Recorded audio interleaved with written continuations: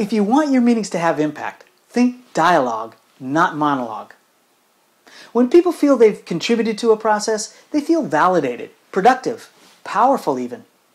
Adult learners generally digest information more effectively when it's presented in an interactive format. That's because we want to connect and relate the new information to our past experience.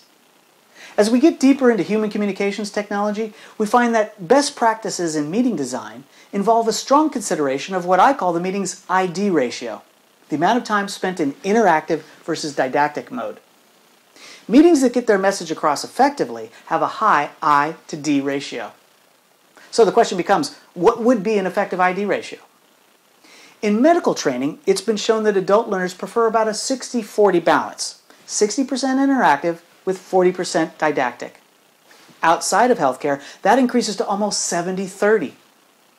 So think about it. If you're spending a typical day at an ad board, for example, and you've got 4 one-hour presentations followed by 20 minutes of Q&A, you've got a 25-75 ID ratio, nowhere near optimum, which means that much of your message is falling on deaf ears. If you want people to remember your key messages, if you want it to sink deep into their minds and hearts, you've got to flip that ID ratio around. Now, there are a host of ways that you can do that. Consider some of the following to get your message across. Things like mind mapping, interviews, idea ranking. How about some small group exercises? Guided discussion is always good. Demonstrations, debate, free association. How about some challenge exercises? I actually could go on with the list. Now, don't get me wrong. There's no doubt that you're still going to have a few didactic presentations at your meeting. Some material needs to be presented didactically. But salting your time together with some of the methods I just mentioned will give your ideas a better chance at finding fertile ground. Want to engage your audience from the beginning? Don't start with a didactic presentation. They expect that.